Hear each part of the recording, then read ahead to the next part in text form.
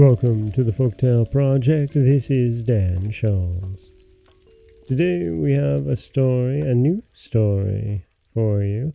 One that we've told before, but not this version, and although only slightly different than the one that was told nearly 4 years ago in 2019, this is one of the most amazing tales. This is the first part, the story of Snow White and Rose Red. A poor widow once lived in a little cottage with a garden in front of it in which grew 2 rose trees, one bearing white roses and the other red. She had 2 children who were just like the 2 rose trees. One was called Snow White and the other Rose Red. And they were the sweetest and best children in the world, always diligent and always cheerful. But Snow White was quieter and more gentle than Rose Red. Rose Red loved to run about the fields and meadows and to pick flowers and catch butterflies. But Snow White sat at home with her mother and helped her in the household, or read aloud to her when there was no work to do. The 2 children loved each other so dearly that they always walked about hand in hand wherever they went out together, and when Snow White said, "We will never desert each other," Rose Red answered, "No, not as long as we live." And the mother added, "Whatever one gets, she shall share with the other." They often roamed about in the woods gathering berries, and no beast offered to hurt them. On the contrary, they came up to them in the most confiding manner. The little hare would eat a cabbage leaf from their hands. The deer grazed beside them. The stag would bound past them merrily, and the birds remained on the branches and sang to them with all their might.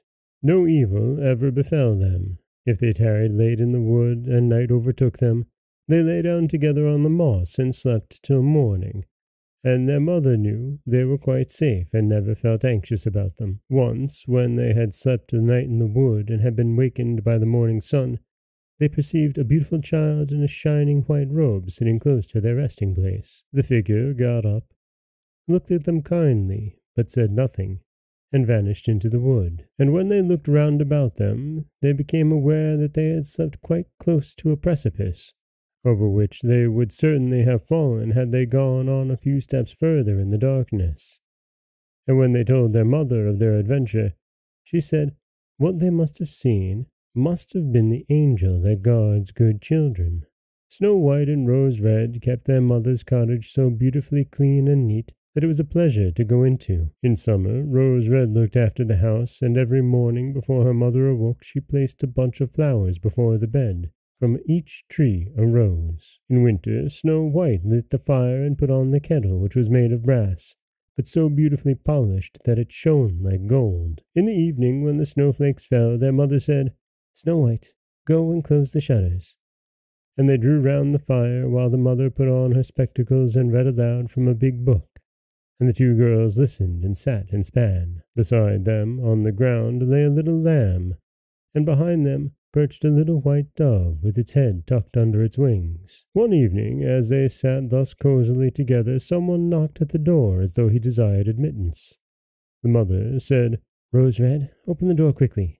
It must be some traveler seeking shelter." Rose Red hastened to unbar the door, and thought she saw a poor man standing in the darkness outside.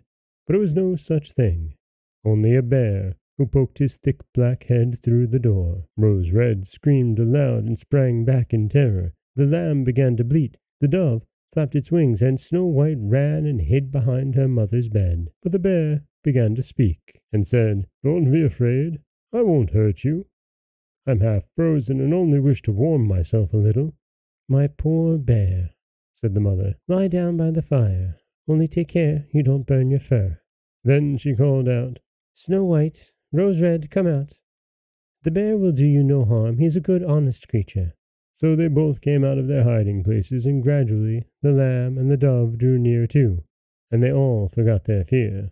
The bear asked the children to beat a little snow out of his fur, and they fetched a brush and scrubbed him till he was dry. Then the beast stretched himself in front of the fire and growled quite happily and comfortably. The children soon grew quite at their ease with him, and led their helpless guest a fearful life.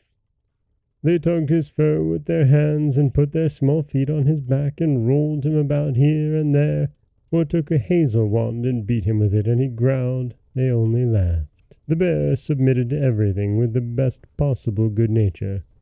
Only when they went too far, he cried, "Oh, children, spare my life! Snow White and Rose Red, don't beat your lover dead." And that is the end of part 1 of Snow White and Rose Red, a story that should feel very familiar, and yet it's always lovely to hear it once again. This is Dan Scholz for the Folktale Project. Don't forget that you can subscribe to the podcast on Apple Podcasts, Stitcher, Google Play, Overcast, anywhere you like to get your podcasts. You can follow us on Threads and Instagram at Folktale Project, and you can find us wherever you like to listen to your podcasts. As always, thank you so much for listening.